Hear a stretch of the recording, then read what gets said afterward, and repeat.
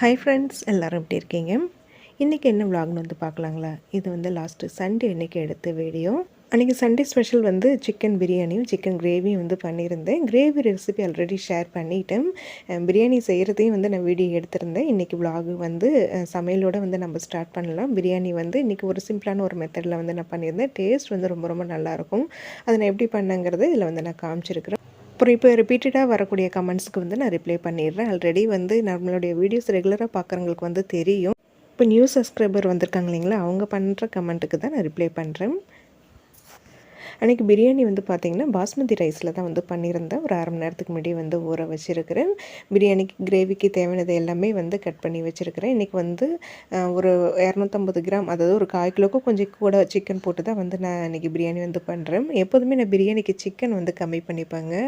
இன்றைக்கி ஒரு 1/2 கிலோ ரைஸுக்கு வந்து 1/4 கிலோ கிட்ட தான் வந்து சிக்கன் வந்து சேர்த்துருக்குறேன். இப்போ வந்து பார்த்திங்கன்னா குக்கரில் வந்து எண்ணெயும் நெய்யும் வந்து இன்றைக்கி சேர்த்துருக்குறேன். அது சூடானதுமே இந்த பட்டை, கிராம்பு, ஏலக்காய் இது எல்லாமே போட்டு தாளிச்சிட்டு பெரிய சைஸ் வெங்காயம் ஒரு 3 வெங்காயம் வந்து எடுத்துருக்கிறேன். அதை நீல வாக்கில் கட் பண்ணி அதையும் சேர்த்து நல்லா பொன்னிறமாக வந்து நல்லா வதக்கிக்கலாம். இப்போ இது கூட வந்து ஒரு 2 ஸ்பூன் வந்து இஞ்சி பூண்டு விழுதும், 3 தக்காளி, பெரிய சைஸ் தக்காளி, பழுத்து தக்காளி அதையும் வந்து அரைச்சிட்டு சேர்த்துருக்குறேன். அதுக்கப்புறம் காரத்துக்கு வந்து ஒரு 5 பச்சை மிளகாவும் புதினாவும் வந்து கொஞ்சம் கொரப்பாக வந்து மிக்சியில் போட்டு எடுத்துருக்கேன். அதையும் வந்து சேர்த்து தேவையான அளவுக்கு உப்பு சேர்த்து இதை வந்து நல்லா லைட்டாக எண்ணெய் பிரிஞ்சு வர அளவுக்கு வந்து வதக்கிக்கலாம். பச்சை மிளகா காரம் தான் நான் எப்போதுமே அதிகமாக சேர்த்துப்பேன் பிரியாணிக்கு. மிளகாய்த்தூள் வந்து அந்தளவுக்கு சேர்க்க மாட்டேன். பச்சை மிளகாய், புதினா, தக்காளியெல்லாம் அரைச்சிட்டு சேர்க்கும் போது டேஸ்ட் வந்து இன்னும் கொஞ்சம் டிஃப்ரெண்ட்டாக நல்லாயிருக்குங்க. அது இல்லாமல் மெயின் ரீசன் வந்து பார்த்திங்கன்னா, எங்கள் வெற்றிக்குட்டி பிரியாணினா ரொம்ப விரும்பி சாப்பிடுவோம். அதில் இந்த தக்காளி, புதினாலாம் அப்படியே வந்து இருந்ததுன்னா அதெல்லாம் பொறுக்கி வச்சுட்டு தான் வந்து சாப்பிட்றேன். அவனுக்காகவே மெயினாக இதெல்லாம் வந்து நான் அரைச்சிட்டு தான் வந்து சேர்க்குறேன். மசாலாலாம் சேர்த்து நல்லா வதங்கினதுக்கப்புறமா இதில் வந்து பார்த்திங்கன்னா கலருக்காக நான் காஷ்மீரி மிளகாய்த்தூள் வந்து நான் சேர்க்குறேன். பிரியாணி மசாலா வந்து கொஞ்சமாக இருந்தது, அது ஒரு ஸ்பூன் கிட்ட சேர்த்துருக்குறேன். இது ஆப்ஷனல் தான், இருந்தால் சேர்த்துக்கோங்க, இல்லைன்னா ஸ்கிப் பண்ணிக்கோங்க. அதுக்கப்புறமா தயிர் ஒரு 3 ஸ்பூன் கிட்ட வந்து சேர்த்துருக்குறேன். இது எல்லாமே சேர்த்துட்டு இதையும் வந்து எண்ணெய் பிரிஞ்ச ஓரளவுக்கு வந்து நல்லா வதக்கிக்கலாம். அதுக்கப்புறமா வந்து சிக்கன் வந்து சேர்த்துக்கணும். இந்த பச்சை மிளகாய், தக்காளியெல்லாம் முழுசாக வதக்கிட்டு சேர்க்குறது அது ஒரு தனி டேஸ்ட்டுங்க. அரைச்சிட்டு சேர்த்தோம்னா அது ஒரு டேஸ்ட்டில் வந்து இருக்கும். ஆனால் வந்து குவான்டிட்டி எல்லாம் நம்ம போடுறதெல்லாம் அதே ஐட்டம் தான், செய்கிற விதம் தான் வேறு. ஆனால் டேஸ்ட்டும் கொஞ்சம் டிஃப்ரெண்ட் மாறும். நீங்கள் 1/2 கிலோ அரிசி எடுத்துக்கிட்டிங்கன்னா 1/2 கிலோ சிக்கன் வந்து சேர்த்துக்கோங்க. நான் எப்போதுமே வந்து பிரியாணிக்கு சிக்கன் வந்து கம்மியாக தாங்க வந்து சேர்ப்பேன். அதனால தான் வந்து நான் சொல்கிறேன். இப்போ வந்து பார்த்திங்கன்னா இந்த மசாலாலாம் சேர்த்து நல்லா வதங்கினதுக்கப்புறமா சிக்கனையும் சேர்த்து இது ஒரு 5லேருந்து ஒரு 7 நிமிஷம் மீடியம் டு லோ ஃப்ளேம்லேயே வச்சு இதையும் நல்லா வதக்கிக்கலாம். லைட்டாக எண்ணெய் பிரிஞ்சு வரட்டும். அதுக்கப்புறமா தேவையான அளவுக்கு தண்ணி சேர்த்துக்கலாம். பாஸ்மதி ரைஸ் அரை மணி நேரத்துக்கு முன்னாடியே ஊற வச்சுருக்கிறேன். 1 கிளாஸ் அரிசின்னா 1 1/2 கிளாஸ் தண்ணி, மேக்ஸிமம் இந்த அளவு தான் எப்போதுமே நான் சேர்க்குறது.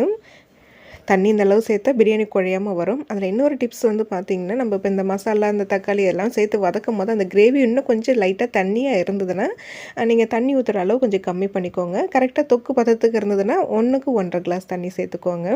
அப்புறம் நேற்று விலாகில் கூட வந்து நான் சொல்லியிருந்தேன், நம்ம மேல் வீட்டில் இருக்கிறோம், வெயில் தாங்கல் அப்படின்னு சொல்லியிருந்தேன். அது நம்ம மோனிஷா சிஸ்டர் கூட வந்து கமெண்ட் பண்ணியிருந்தாங்க.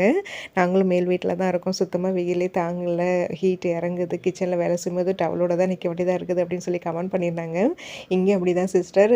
காலை டைமில் வந்து ரொம்ப கசகசன்னு இருக்கும். காலையில் கிச்சனில் நின்று வேலை செய்கிறது கொஞ்சம் கஷ்டம்தான்.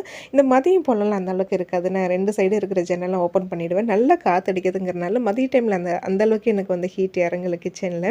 ஆனால் நைட்டு வந்து சுத்தமாக கிச்சனில் நின்று வேலை செய்யவே முடியல, ரொம்ப கஷ்டமாக இருக்குது. சிக்கன் வதங்கினதுக்கு அப்புறமா நம்ம இதில் தேவையான அளவுக்கு தண்ணி சேர்த்துருக்குறேன். இது கூடவே வந்து ஒரு அரை லெமன் வந்து பிழிஞ்சு விட்டுக்கிறேன்.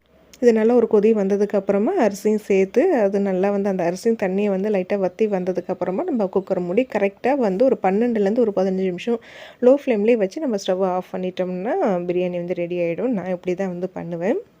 இந்த வெயில் காலம் கரெக்டாக ஒரு 2 2.5 மாதம் வரைக்குமே எனக்கு ரொம்ப கஷ்டந்தாங்க. ஏன்னா எங்களுக்கு வந்து பார்த்திங்கன்னா அந்த அளவுக்கு வந்து ஃபேன் காற்றுலாம் வந்து ரொம்ப வந்து லோவாகிடுங்க. கையை விட்டு சுற்றலாம், அந்த அளவுக்கு தான் வந்து ஃபேனே வந்து சுற்றும், காற்றும் வந்து இறங்காது. இந்த டேபிள் ஃபேன் இப்போ தான் சரி பண்ணிட்டு வச்சு அந்த டேபிள் ஃபேன் வச்சு தான் கொஞ்சம் அட்ஜஸ்ட் பண்ணிகிட்ருக்கிறேன். அது இல்லாமல் எங்களுக்கு இந்த லோ வோல்டேஜ் ப்ராப்ளம் இருக்குங்கிறனால அதனால் இப்போ நிறைய ப்ராப்ளம், நிறைய செலவு வந்துச்சுங்க. அதுவே மனசுக்கு ரொம்ப கஷ்டமாக இருக்குது. தொடர்ந்து இந்த 2 மாதமா வந்து செலவு ஒன்றும் சொல்லிக்க முடியலைங்க. சோதனை மேலே சோதனை நம்மளுக்கு செலவு வந்துக்கிட்டே தான் இருக்குது. சமாளிக்கிறது ரொம்ப கஷ்டமாக தான் இருக்குது. இருந்தாலும் அதையும் சமாளித்து வந்துட்டு தான் இருக்கிறோம்.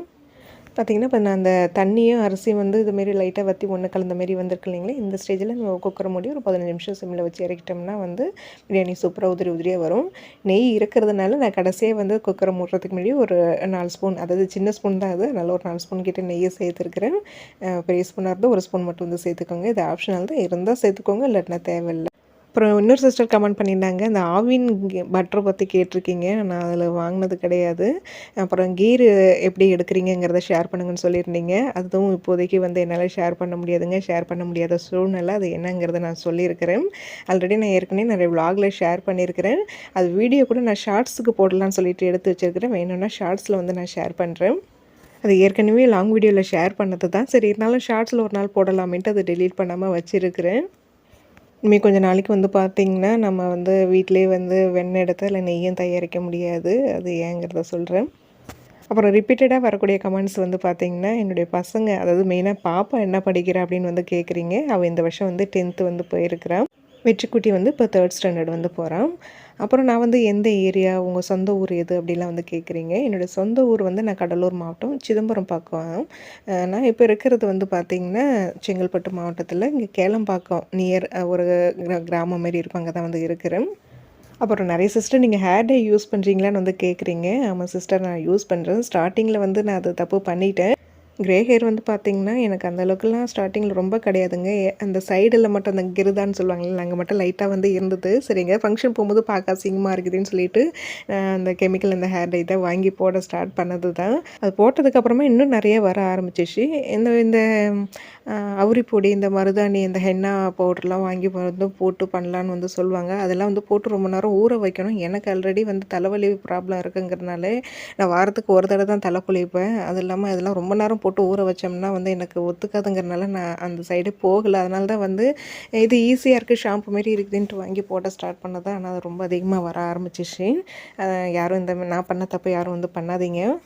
முடிஞ்ச அளவுக்கு வந்து நேச்சுரலாக அதுக்கு என்ன வந்து பண்ணலாங்கிறத நீங்கள் யூடியூப்லேயே சர்ச் பண்ணி பார்த்தீங்கன்னா நிறைய வரும். அதுமாரி வந்து பண்ணுங்கள். பார்த்திங்கன்னா, பிரியாணி வந்து ரெடி ஆகிடுச்சு. அந்த கிளிப்பு வந்து மிஸ் ஆகிடுச்சு. அது குக்கரில் இருக்கிறது வந்து ஓப்பன் பண்ணி காமிக்கிறது. அன்றைக்கி லாங் வீடியோவில் வந்து நான் ஷேர் பண்ணியிருப்பேன்னு நினைக்கிறேன். அன்றைக்கி வந்து பிரியாணி ரொம்ப நல்லா உதிரி உதிரியாக சூப்பராக வந்திருந்தது. அந்த கிரேவிக்கும் அந்த பிரியாணிக்கும் வேறு லெவலில் இருந்தது. கண்டிப்பாக வந்து இந்த மெத்தட் ஒரு தடவை பிரியாணி செஞ்சு பாருங்கள், ரொம்ப நல்லாயிருக்கும். எனக்கு பிரியாணியில் அந்த சூடாக செஞ்சு அப்போ நல்லா நிறமாக சாப்பிட்றோம் இல்லைங்களா, அதோட சரி. அதுக்கப்புறம் வந்து அந்த ஆறி போனதுக்கப்புறம் மிச்சம் மீதி நைட்டு மீதிலாம் இருந்தால் நான் சாப்பிட மாட்டேன். அதனால் மதியமே நல்லா நிறமாக வந்து சாப்பிட்டுப்பேன். சாப்பிட்டுட்டு அதுக்கப்புறம் உடனே வந்து படுக்கலைங்க. இந்த காயெல்லாம் வாங்கி வச்சதெல்லாம் வந்து கொஞ்சம் வீணாக போக ஆரம்பிச்சிச்சு. ஃப்ரிட்ஜு வந்து பார்த்திங்கன்னா, நான் சொன்னேன் இல்லைங்களா, இந்த லோ வோல்டேஜ் ப்ராப்ளமாக இருக்குங்கிறதுனால ஃப்ரிட்ஜ் இப்போ வந்து கொஞ்சம் ரிப்பேரில் இருக்குது. ஃப்ரிட்ஜை ஆஃப் பண்ணி போட்டு வச்சுட்டேன். அந்த ஒரு மாதிரி அந்த லோ வோல்டேஜ் ஏறும் போதும் சரி, இறங்கும் போது அந்த ஃப்ரீசர் பாக்ஸ்லேருந்து ஒரு மாதிரி வந்து வெடிக்கிற மாரி ஒரு மாதிரி சத்தம் கேட்டுகிட்டே இருக்கும். அது பார்த்திங்கன்னா ஈவினிங் டைமில் தான் அந்தமாரி வந்து கேட்டுட்டு இருந்தது. அப்புறம் போக போக வந்து பார்த்திங்கன்னா பகல்லையும் வந்து அதிகமாக கேட்க ஆரம்பிச்சிச்சு.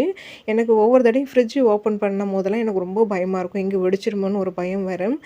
அதனால் இப்போல்லாம் வந்து பார்த்திங்கன்னா ரொம்பலாம் ஃப்ரிட்ஜை ஓட விடுறதில்ல. ஈவினிங் ஒரு 6 மணிக்கு மேலே வந்து நிப்பாட்டிட்டேன்னா நைட்டு இடையில எப்போ நான் எழுந்திருக்கிறோன்னு அப்போ ஆன் பண்ணி விடுவேன். எப்போ ஆன் பண்ணும் போது ஆஃப் பண்ணும் போதெல்லாம் பார்த்திங்கன்னா ஒரு மாதிரியே சத்தம் கேட்குது. அது இல்லாமல் கூலிங்கும் இப்போ வந்து ரொம்ப ஆகிறதில்ல, கம்மியாயிடுச்சு. அதனாலே வந்து நான் இப்போ ஃப்ரிட்ஜை ஆஃப் பண்ணி போட்டுட்டேன். அது ஆஃப் பண்ணுறதுக்கு முன்னாடியே வந்து ஒரு 2 நாளைக்கு முன்னாடி அந்த காராமணி காயெல்லாம் வாங்கினாங்க. அது வெளியில் எடுத்து வச்சதுனால ஒரு மாதிரி பழுத்து போன மாதிரி ஆகிடுச்சு. ஏன்னா பால் அக்காட்டை தான் வாங்கினேன், 20 ரூபாய்க்கு வாங்கினேன். அவங்க நிறையா கொடுத்துட்டாங்க. ஒரு நாள் பொரியல் பண்ணேன், அடுத்த நாள் திருப்பி எதுவும் பண்ண முடியாது. சரி, ஒரு 2 நாள் கழிச்சு வந்து பண்ணிக்கலாம்னு நினச்சிட்டு இருந்தேன். ஃப்ரிட்ஜில் தான் வச்சுருந்தேன். ஃப்ரிட்ஜை ஆஃப் பண்ணதுக்கு அப்புறமா அப்புறம் அதையும் செய்யறதுக்குள்ள பழுத்து போச்சு. அப்புறம் அதில் இருக்கிற விதையாவது எடுத்து ஏதாவது கிரேவி பண்ணிக்கலாமேன்ட்டு அந்த வேலையை தான் வந்து பண்ணிகிட்டு இருந்தேன். ஃப்ரிட்ஜ் இல்லாமல் கொஞ்சம் கஷ்டமாக தான் இருக்குது. ஆனால் இப்போதைக்கு வாங்குறதுக்கு சூழ்நிலை இல்லை. இந்த மாதம் வாங்க முடியாது. இந்த மாதம் வந்து ஃப்ரிட்ஜ் இல்லாமல் தான் வந்து ஓட்டி ஆகணும். அது ஃப்ரிட்ஜு வாங்குறதா இல்லை அதை திருப்பி அதை சரி பண்ணிவிட்டு யூஸ் பண்ணுறதான்ட்டு அதுவும் ஒரு குழப்பத்தில் வந்து இருக்கிறேன். ஃப்ரிட்ஜு வாங்கி 15 வருஷம் ஆகுதுங்க. என்னுடைய கல்யாணத்துக்கு வாங்கி கொடுத்தது. அது எனக்கு வந்து அது மாற்றுறதுக்கு எனக்கு மனசு வரல. இருந்தாலும் வந்து புதுசு வாங்கலாமேன்னு ஒரு ஐடியாவும் வந்து இருக்குது. இப்படியே ரெண்டங்கட்டானா ஒரு குழப்பத்தில் தான் போயிட்டுருக்கிறேன். இப்போதைக்கு ஒரு ஒரு ஒரு வாரத்துக்கு மேலே கிட்டத்தட்ட 10 நாள் ஆகுது ஃப்ரிட்ஜ் ஆஃப் பண்ணி போட்டு. அது உள்ளே இருக்கிற அந்த வெஜிடபிள்ஸ் எல்லாம் வைக்கிற அந்த பாக்ஸ் எல்லாமே உடஞ்சி போச்சு. டோரில் 1, 2 அந்த இது இருக்காது. ரொம்ப பழசாக தான் போயிடுச்சு. ரொம்ப மோசமாக தான் இருக்குது தான். அது எனக்கு சரி பண்ணி வச்சுக்கிட்டாலும் வந்து தோணுது, ஒரு பக்கம் புதுசாக வாங்கினாலும் வந்து தோணுது. என்ன பண்ணலான்னு நீங்களும் ஒரு ஐடியா வந்து கொடுங்க. சிம்பிளாக வாங்கணுனாலே 10,000க்கு மேலே தான் வந்து வரும்.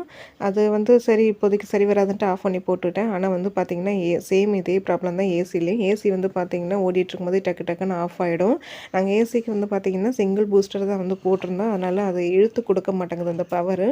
அப்பப்போ ஆஃப் ஆகிடுது. எங்கே இதுவும் வீணாக போயிடுமோன்னு ஒரு பயம். ஆல்ரெடி வந்து ஹீட்ரு வீணாக போயிடுச்சு. இந்த லோ வோல்டேஜ் ப்ராப்ளம்லாம் ஹீட்ரு வீணாக போயிடுச்சு. அது சரி பண்ணலை. இப்போ வெய்ய காலம் தானே சொல்லிட்டு அப்படியே வந்து சரி பண்ணாமல் வச்சாச்சு. அப்புறமா வேணால் சரி பண்ணிப்போன்ட்டு இந்த அந்த ப்ராப்ளத்தினால நிறைய செலவு மேலே செலவு தாங்க வருது. இப்போ இது ட்ரிபிள் பூஸ்டர் வந்து வாங்கி போட்டிருக்கிறோம். அதுவும் இப்போ கொஞ்சம் எக்ஸ்ட்ரா செலவு ஆயிடுச்சு. இது ரொம்ப நாளாக வாங்கணுன்னு தான் சொல்லிகிட்டு இருந்தாங்க மாற்றணுன்ட்டு. அப்புறம் இது இப்போ சுத்தமாக வந்து நம்மளுக்கு வந்து நைட்டில் தூங்கவே முடியலங்க. சுத்தமாக காற்றும் உரைக்க மாட்டேங்குது. அதனால் வேறு வழி இல்லை. இதெல்லாம் இப்போ திடீர் செலவு தான். அது அப்புறம் வாங்கிட்டு வந்து அதுவும் மாற்றியாச்சு. ஃபஸ்ட்டு நிம்மதியான ஒரு நல்ல தூக்கம் வேணும். அதுக்காகவே தான் வந்து இது வாங்க இப்போ பரவாயில்லன்னு சொல்லிட்டு செலவு பண்ணி போட்டாச்சு. ஃப்ரிட்ஜு கூட அப்புறமா பார்த்துக்கலான்ட்டு விட்டுட்டேன். அந்த பூஸ்டர் மாட்டுறதுக்கு ஹோல்ஸ் போடுறதுக்காக அந்த ட்ரில்லிங் மிஷின் வந்து ரெண்ட்டுக்கு எடுத்துகிட்டு வந்திருந்தாங்க. அது கொண்டு கொடுக்கறதுக்கு முன்னாடி 2, 3 இடத்துல வந்து நம்மளுக்கு ஆணி அடிக்க வேண்டிய வேலை இருந்தது. அதனால் வந்து பார்த்திங்கன்னா அது கொண்டு கொடுக்கறதுக்கு முன்னாடியே வந்து நம்ம ஆணி அடித்து வச்சிடலான்ட்டு பண்ணிட்டேன். மெயினாக வந்து அந்த ஹாலில் தான் இந்த மிரர் வந்து மாட்டி விட்டுருந்தோம். சாதனம் ரொம்ப நாள் இது என் ரூமில் மாட்டி கொடுங்கன்னு சொல்லி கேட்டுட்டு இருந்தேன். நம்ம வந்து டைரெக்டாக ஆணி அடிக்க முடியாது. ட்ரில்லிங் போட்டு தான் அடிக்கணுங்கிறனால நான் ட்ரில்லிங் எப்போ வந்து நம்மளுக்கு தேவைப்படும் போது நம்ம ரெண்ட்டுக்கு எடுத்துகிட்டு வரோமோ அப்போ நான் மாட்டி கொடுக்குறேன்டான்னு சொல்லியிருந்தேன். அதேமாரி அந்த மிரர் அவள் ரூமில் மாட்டி கொடுத்துட்டேன். அப்புறம் இந்த ஃபோட்டோ வந்து என்னோடய ஃப்ரெண்டு எங்களுக்கு கிஃப்டாக கொடுத்தது. ரொம்ப நாள் டிவிக்கு மேலே தான் வச்சுருந்தேன். அதுவும் இப்போ நிலவாசலுக்கு மேலே வந்து வெளியில் வந்து மாட்டி விட்டுட்டு அதுவும் ட்ரில்லிங் போட்டு மாட்டி விட்டாச்சு. முக்கியமாக ரொம்ப அவசியமான செலவு இந்த மாதம் ஒன்று பண்ணியிருந்தோம். வீட்டுக்கு வந்து வெளியில் வந்து கேமரா வந்து வச்சுருக்குறோம் நம்மளுடைய சேஃப்டிக்காக. அதுவும் வந்து இந்த மாதம் இதெல்லாம் எக்ஸ்ட்ரா செலவு தான். அப்புறம் ஸ்கூல் ஃபீஸ் கட்டினதுன்னு அதுமாரி ஏகப்பட்ட செலவுகள் ஆகிடுச்சுங்க. ரொம்ப கஷ்டமாக தான் இருக்குது தான். சோதனை மேலே சோதனை, செலவு மேலே செலவாக தான் வந்துட்டுருக்குது. இப்போ இதெல்லாமே சமாளிக்கிறதுக்கு இன்னும் ஒரு 3லேருந்து 4 மாதம் கொஞ்சம் கஷ்டமாக தான் இருக்கும். கொஞ்சம் பார்த்து பார்த்து தான் மற்ற விஷயங்கள் எல்லாமே செலவு பண்ணி ஆகணும். அப்புறம் கிச்சனில் பூஜை ஷெல்ஃப்லாம் வந்து கொஞ்சம் ட்ரில்லிங் போட வேலை இருந்தது, அதெல்லாம் போட்டாச்சு. நான் எதுக்காகங்கிறதெல்லாம் அடுத்த விலாகில் வந்து நான் ஷேர் பண்ணுறேன். இன்றைக்கி இந்த விலாக் இதோட வந்து நான் முடிச்சுக்கிறேன்.